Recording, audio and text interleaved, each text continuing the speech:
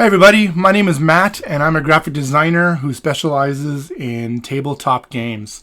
Today we're going to be having a look at how to create spot effects in our documents. We use spot effects for a lot of the components in our games and stuff, like spot UV for our boxes or spot foil. If we want to do any other effects as well, identifying spot areas is very handy. There are a few ways to do this.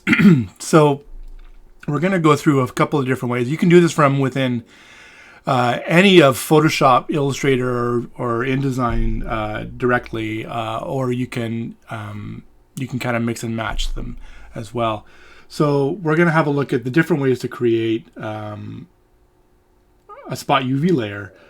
And we're going to use, for our project, we're going to use the Holly Jolly game that we worked on with 25th Century Games that is coming out pretty darn soon. So as we can see, we have our logo here. And this is a raster logo, so it was done in a photo editing program like Photoshop or something. And so let's go ahead and take a look at our logo. So let's open it up in Photoshop. So we see that this is a transparent document with a transparent background, and there's some artwork as well. So in order to create spot UV information that the printer can use to mask that area, we need to tell them, we need to kind of put that information into InDesign or into the PDF that we supply them, in the end PDF that we supply them. So from within Photoshop, one way we can do that is by using a spot channel. And to create that spot channel, basically highlight the artwork that you want to have the spot UV. In this case, I'm going to do the whole logo. I could have done like just the letter forms of Holly Jolly, but let's go with the whole logo for now. And then once we have it selected with the marquee, we can go over to channels and go from the flyout menu, new spot channel. I've already done this, so it knows that I want to call it spot UV, and it's going to apply a 100% cyan color to it, which I've also specified. Generally, when I create spot plates, I like to stick to full values, 100% values for CMY, or you can mix and match by going like 100C and 100Y to make like a green or something. This way, I know it's always going to be the same versus picking a value that doesn't have the full 100 or 0 values on them. So let's go with cyan, and we're going to go OK here because that creates. So we look over here on our spot channel, in our channel panel, in our channel tab, we have our spot UV channel. Great. So let's go ahead and save our logo. Go back to InDesign, and there we go. It creates the spot channel on it, and this is great. And so for some printers this is fine. What it ends up looking like is let's go ahead and export that and we'll see what it looks like.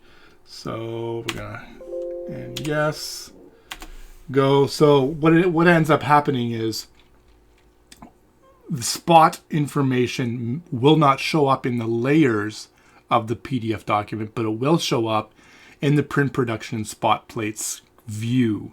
And we're going to take a look at that in a second once this PDF, here we go. So if we go over to layers here, we're going to see that although we do have a spot layer, that's spot UV layer, it's off right now, so we're not showing, but we're still seeing that spot UV blue.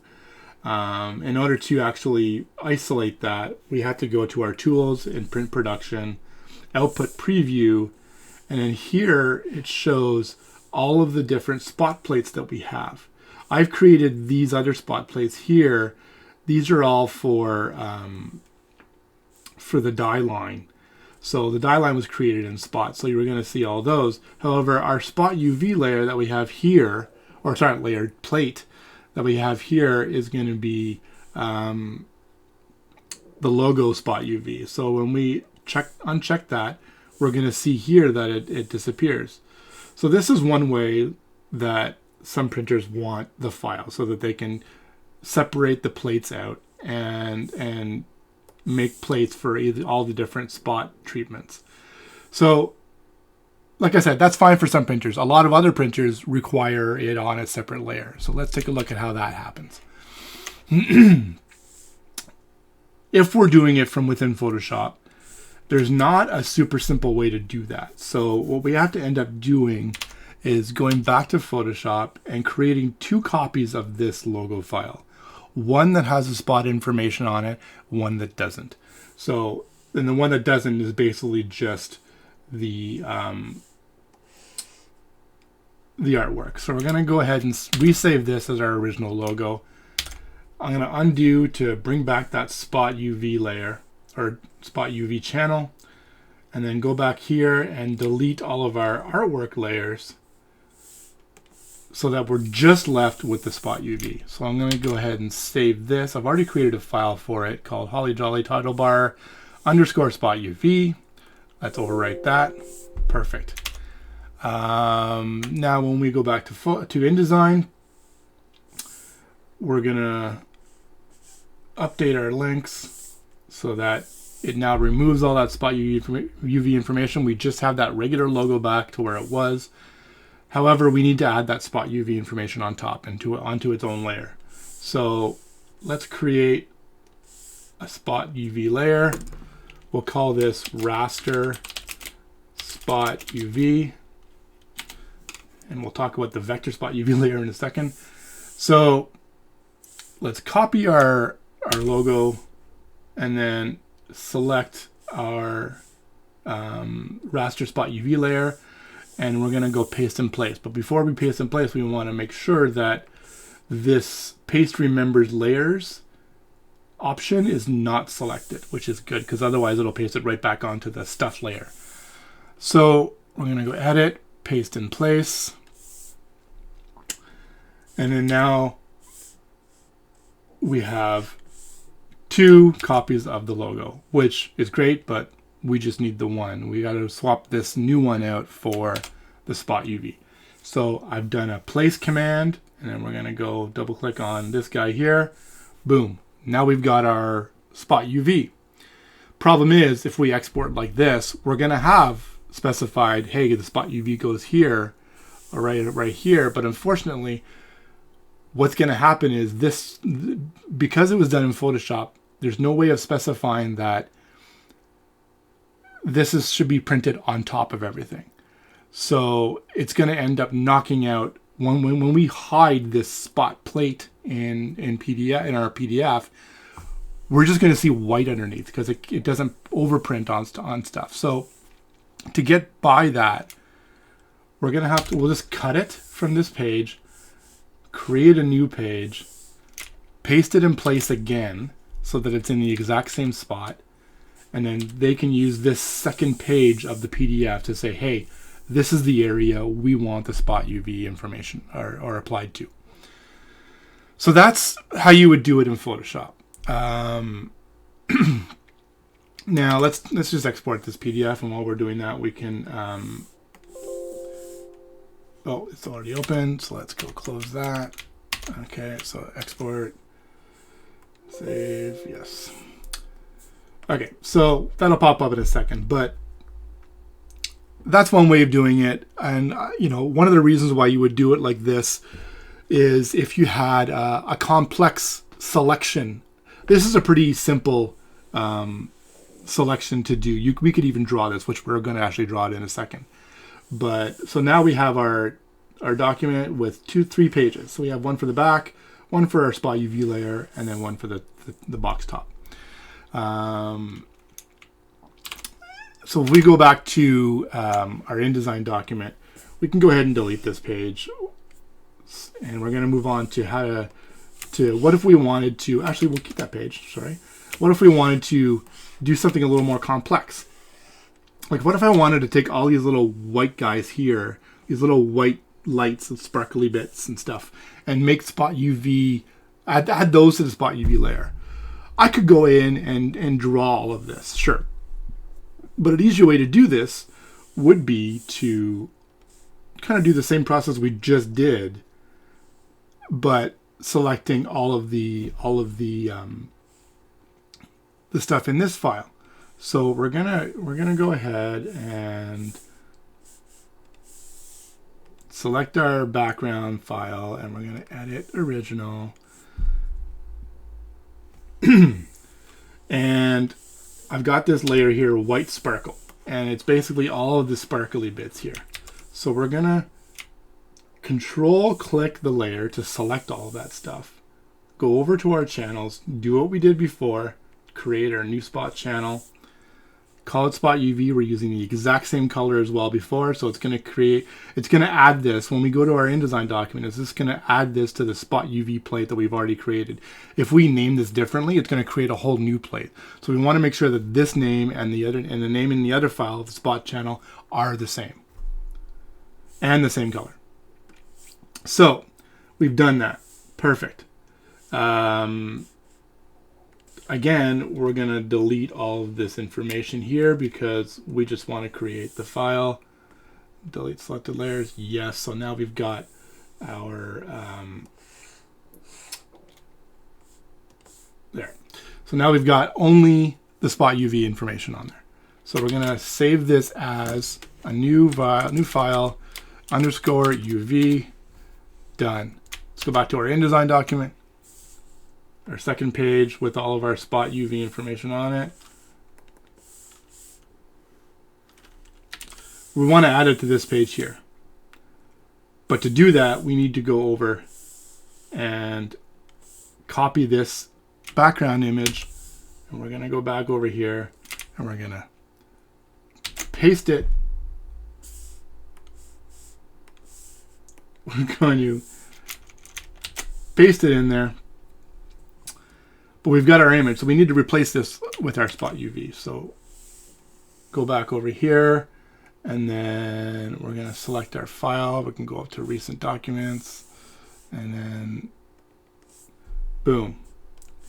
Now we've got all of the extra intricate spot UV that would have been a real pain to hand draw. Now it's all created, so we don't need to worry about it.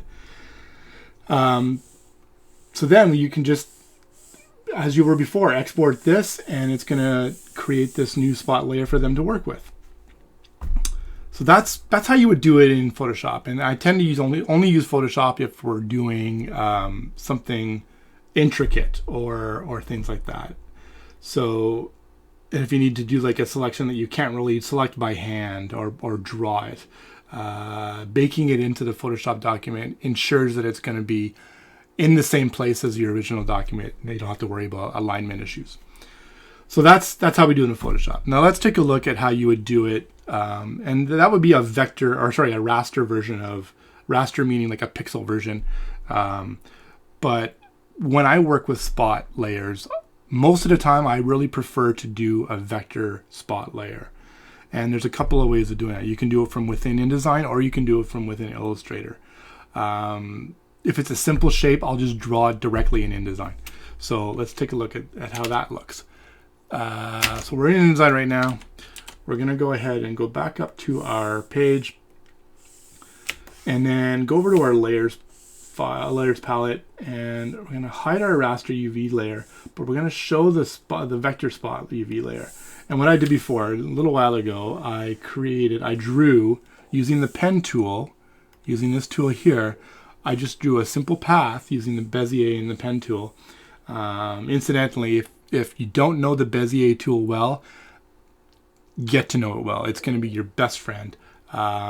Creating, complex paths and understanding how all of that stuff works is integral within all of these applications. So I've created this shape, and it's a vector shape that when I select it, I can change the color of it, to whatever I want. But in this case, I'm going to use the spot UV color that we have already created. And And when you're creating, so say we hadn't created the spot UV color yet.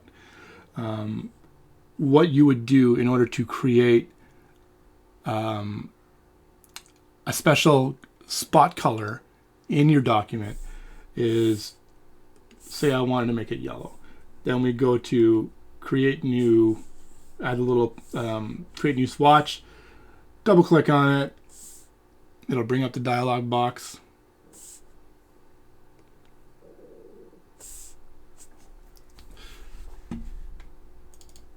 Where is it?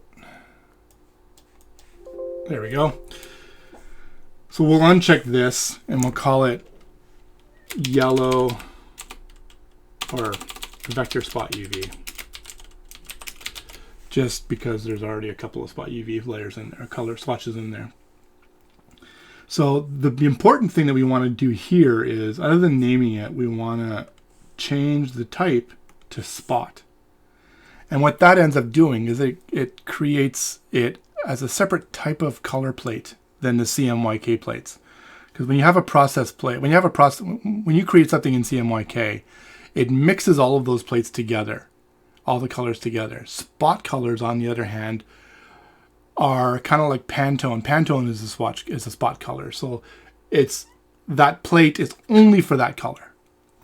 So we're going to create this, and away we go. So now we've got it set here. When we create our spot, now we have our spot UV area defined. We can go ahead and export this, but unfortunately we have one more step to do, because if we export this as is, it's going to knock out all of the ink underneath it. So we've already got it selected here, but if this wasn't selected, we want to make sure that overprint fill in the attributes panel, which you can find from view or Windows, sorry, and then attributes, output attributes. So do that, select overprint fill, and what that will do is it'll print all of the CMYK stuff first, and then overprint on top anything that has overprint fill. Perfect. We're going to export this. Make sure we close it first. It's closed. Good. Save, and then yes. So once this opens up, we'll be able to see exactly how a vector shape is used to delineate or to identify our spot UV areas. It's a little simpler of a process. You're able to put it on the same page as your actual artwork, unlike the Photoshop version where you had to put it on a separate page. So here we go. Yes, it's coming off yellow, but that's just kind of for the digital preview. So if we go to Print Production Tools, Output Preview, it's going to tint all this yellow, and basically we're able to, we have this vector spot UV spot plate here. So we can turn that off, and then the printer can use this for the spot UV information. But like I said before, some printers want more than, some printers aren't able to work this way, and they want to, can you put it on a separate layer?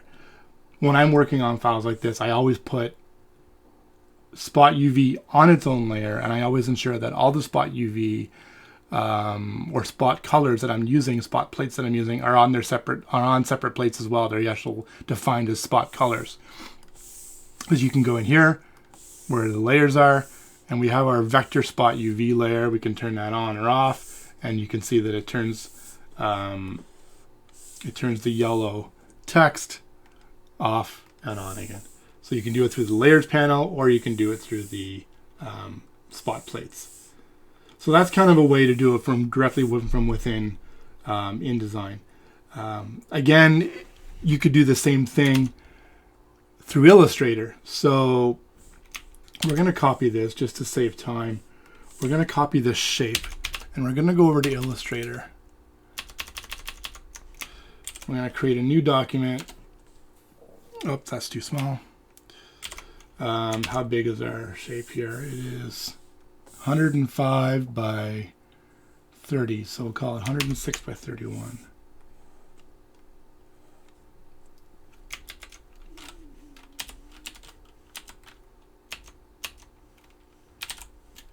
We're going to paste our layer.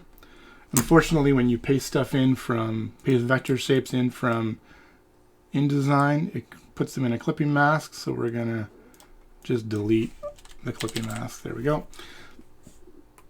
So we're going to paste it in here. If you look, the spot swatch is already created. So, and you can tell a spot swatch by a little white triangle at the bottom right corner. Now that's great. So all we do now is if we wanted to have our spot files in a separate, our spot information in a separate file, we just save this guy as logo spot UV, and we'll save that to the desktop. We'll save it. It's an Illustrator file. Again, if you look at the attributes, it's set to overprint fill. That information is going to carry over into InDesign so that we can go ahead and delete our hand-drawn shape, and then we're going to go File, Place, go to our spot UV and place our spot UV thing we just created. And then the tricky part about this is you've got to manually line it up. And I don't love doing this, which is why I kind of like, you know, I want to minimize my placement errors. So that's pretty much as best as we're going to get right now. So we've overlaid our spot UV InDesign or Illustrator shape onto our InDesign document. And we have it on our spot UV layer. So we're going to export this. First we need to close our PDF. We're going to export this.